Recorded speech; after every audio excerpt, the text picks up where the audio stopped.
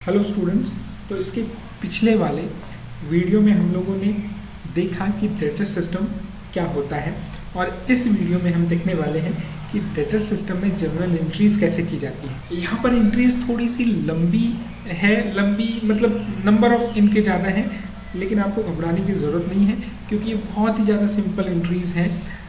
आपको इससे simple entry पूरे अकाउंटिंग सिस्टम में नहीं मिलेगी। बहुत ही सिंपल एंट्रीज यहाँ पर की जाती हैं। Data system of branch accounting की ये जनरल एंट्री है, ठीक है। तो पहली एंट्री क्या होगी? सबसे पहले जो ओपनिंग बैलेंसेस हैं एसेट्स एंड लायबिलिटीज़ की, उसको हम लोग रिकॉर्ड करते हैं यहाँ पर। तो for opening balance of assets and branch account भी या टू एसेट्स अकाउंट जो भी होगा, इन्वेंट्री होगी, डेटर होगा, स्टॉक होगा, व्हाटएवर जो कुछ भी होगा, उसका इंडिविजुअली हम लोग को रिकॉर्ड करना है। यानी टू इन्वेंट्री टू स्टॉक ऐसे करके हम लोग को लिख देना है। सेकेंड एंट्री में जब हम लोग आते हैं तो liability account D R to branch account, just opposite हो जाएगा यहाँ पे एंट्री, क्योंकि ये लाइबिलिटी है और यहाँ पे भी इंडिविजुअल लाइबिलिटीज़ को हम लोग रिकॉर्ड करेंगे, ठीक है। यहाँ पर इंडिविजुअल लाइबिलिटीज़ को हम लोग रिकॉर्ड करेंगे, जैसे आउटस्टैंडिंग एक्सपेंसेस हैं या कोई क्रेडिटर्स हैं तो अलग अलग करके उसके ओपनिंग बैलेंस को लिखेंगे और क्रेडिट साइड में लिखेंगे। एसेट्स को हम लोगों ने डेबिट साइड में लिखा है, इसको क्रेडिट साइड में लिखेंगे। On sending goods to branch, अब जर्नल एंट्री का ही अगर रूल पकड़ेंगे तो ब्रांच क्या है? एक पर्सनल अकाउंट है, तो डेबिट द रिसीवर, तो इसलिए ब्रांच को हम लोगों ने यहाँ पे डेबिट कर दिया to goods and to branch account, goods को बाहर भेज दिया। और ये गुड्स रियल अकाउंट है तो आप अकाउंटिंग रूल्स पर भी आते हैं, तो क्रेडिट व्हाट गोज आउट, तो गया क्या है? गुड्स गया है किसको? ब्रांच को। अब यही एंट्री जस्ट उलट जाएगी जब कोई माल ब्रांच हेड ऑफिस को वापस कर देता है। उसके कई सारे कारण हो सकते हैं, लेकिन हमको उसके डिटेल में नहीं जाना है क्योंकि हम लोग उसका मैनेजमेंट नहीं संभाल रहे हैं बल्कि अकाउंटिंग कर रहे हैं। गया होगा किसी कारण से, लेकिन रिटर्न हुआ तो उसकी एंट्री होगी। और कैसे होगी?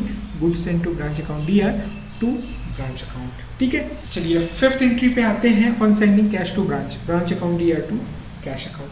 यहाँ पर भी वही वाला रूल अप्लाई हो जाएगा जो आपका अकाउंटिंग वाला है। ब्रांच क्या है? एक पर्सनल अकाउंट है, तो उसका रूल कहता है debit the receiver and credit the giver. Debit the receiver यहाँ पे ब्रांच है तो इसके लिए, और ये रियल अकाउंट है कैश, तो गोज आउट, ठीक है। अब देखिए on sending petty cash to branch account D R to petty cash account, ठीक है। ये एंट्री हो गई, ठीक है, सिंपल सी है। इसमें भी अकाउंटिंग रूल और लॉजिक आप अप्लाई कर सकते हैं। On receiving cash from branch, तो cash account D R to branch account. तो अब आठवीं एंट्री हम लोग देख लेते हैं जो कि क्या कहता है? Entry of prepaid expenses at the end of the year. यानी ये भी क्या है? एक तरीके का एसेट्स है जिसका क्लोजिंग बैलेंस का रिकॉर्डिंग हो रहा है। और अगर एसेट्स का ओपनिंग बैलेंस क्या होता है, हम लोग यहाँ पर क्या लिखे हैं उसको देखिए। फर्स्ट एंट्री में एसेट को क्या किए हैं? क्रेडिट किए हैं ओपनिंग बैलेंस, तो क्लोजिंग बैलेंस क्या होगा? यहाँ पे डेबिट हो जाएगा, ठीक है। तो ये सिंपल सी एंट्री है एक बार फिर। और entry of outstanding expenses just इसका उल्टा ये हो जाने वाला है, ये जो 9th नंबर की एंट्री है, ठीक है। तो यहाँ पर भी कोई कन्फ्यूज़न की गुंजाइश नहीं है, ठीक है। Cash directly deposit in head office by customers, ठीक है। तो क्या आया? कैश आया, किससे आया? ब्रांच से आया, क्योंकि कस्टमर ने किसके बिहाफ में दिया है? ब्रांच के बिहाफ में दिया है, तो इसलिए हम लोग को कस्टमर से मतलब नहीं है, हेड ऑफिस को किससे मतलब है? हेड ऑफिस को ब्रांच से मतलब है, ठीक है। ठीक है, पैसा आ गया तो वो कह नहीं सकता कि भाई नहीं हमको नहीं दो, ब्रांच को ही दे दो। आ गया तो ठीक है, अच्छी बात है, रखने में क्या जाता है, ठीक है। For closing goods send to branch account, अब जितने भी ब्रांचेस को गुड्स भेजा जाएगा वो एक तरीके का सेल होगा, किसके लिए? हेड ऑफिस के लिए, ठीक है ना। और उन सारे गुड्स को वो क्या करेगा? उस साल के ट्रेडिंग अकाउंट में भेज देगा। वो कौन? Head office. अल्टीमेटली उसको कंसोलिडेटेड, जिसको इनकॉर्पोरेशन हम लोग कह रहे थे, वहाँ पर बात कर रहे थे, बहुत लोगों ने सवाल भी पूछा था कि sir incorporation of net effect, तो नेट इफेक्ट यही है, सारे ब्रांचेस के वो जो गुड्स भेजे गए हैं सबको कहाँ ट्रांसफ़र करेगा? Head office. वो ट्रांसफ़र करेगा आपके ट्रेडिंग अकाउंट में। तो गुड्स सेंड टू ब्रांच, ठीक है। यहाँ पे खाता खोला गया था, देखिए branch account D R to goods send to branch. ये क्रेडिट में है, अब उसको क्लोज करके, क्रेडिट में है उसको डेबिट करके उसको कहाँ भेजा जा रहा है? ट्रेडिंग या फिर परचेज अकाउंट में, ठीक। ठीक है। अब क्या है, for closing balance of assets at branch, for closing balance of liabilities at branch, ये दोनों ही हैं हम लोगों के पास, ठीक है। तो ये दो एंट्री जो हम लोगों ने शुरू में किए हैं, जस्ट ये इसका अपोजिट है, ठीक है। ये जो दो एंट्री हम लोगों ने की है यहाँ पर, ये जैसे इसका अपोजिट है और नथिंग एल्स, ये दोनों ही एंट्री। अब इसको बहुत आसानी से समझ, ट्रांसफर ऑफ ब्रांच प्रॉफिट और जनरल, अब ब्रांच में प्रॉफिट होगा तो उसको कहाँ ट्रांसफर किया गया, general profit and loss account में ही ट्रांसफर किया जाएगा। For cash sales by branch, तो क्या रिकॉर्डिंग होगी, cash account DR2 branch account, ना कि सेल्स अकाउंट, क्योंकि डेटर है, डेटर सिस्टम ऑफ अकाउंटिंग है यहाँ पर। तो जो पैसे मिल रहे हैं एक्चुअल में हेड ऑफिस को किससे मिल रहे हैं, ब्रांच से मिल रहे हैं, ठीक है। For credit sales by branch, अब देखिए यहाँ पर कोई एंट्री नहीं होगी, क्यों नहीं होगी समझिएगा, इसको ध्यान देने वाली चीज़ है, क्योंकि वो ऑलरेडी डेटर्स के बैलेंस में ओपनिंग क्लोजिंग में वो ऑलरेडी इंक्लूडेड है। नॉर्मल लॉसेस की भी एंट्री नहीं होगी, क्योंकि वो general profit and loss account में उसको दिखा दिया गया होगा यहाँ पर, जो हम लोगों ने जनरल प्रॉफिट एंड जो लॉस है। आप जब प्रैक्टिकल बनाएंगे तो आपको और अच्छे से समझ में आ जाएगा, ठीक है।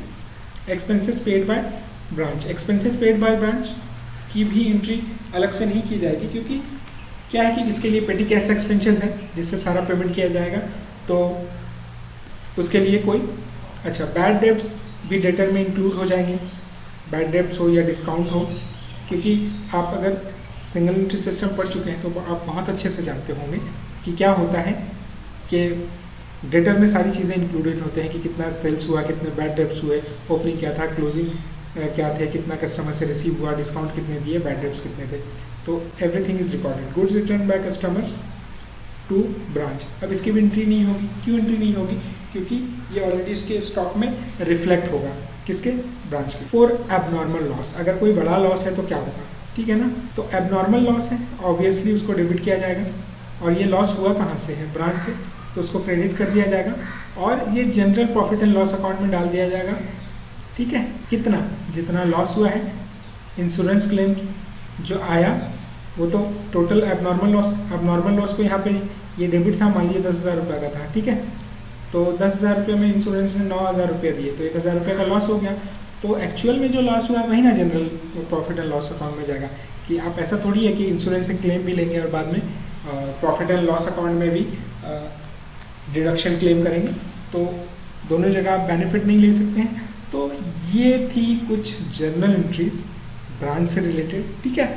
इसमें कुछ और एंट्रीज ऐड होंगी, है ना, एक दो एंट्रीज, तो जब मैं सॉल्यूशन बताऊंगा, क्वेश्चंस के वीडियो डालूंगा, तब मैं आपको वहाँ पे डाल दूंगा। तो ये थी कुछ general entries, important general entries rather branch accounting के डेटा सिस्टम की, और ये एक्सक्लूसिव नहीं है, इतनी ही नहीं है, एक दो और एक्स्ट्रा होंगे। तो जब मैं सॉल्यूशंस बना करके आपको वीडियो में दूंगा तो उसमें मैं एक्सप्लेन कर दूंगा, या कोई स्पेसिफिक प्रॉब्लम जब आप बताएंगे तो उसमें मैं एक्सप्लेन कर दूंगा। ये नॉर्मली इतनी एंट्रीज इसमें होती हैं, है ना, और जब हम लेजर बनाएंगे तब इसको बहुत और अच्छे से समझेंगे।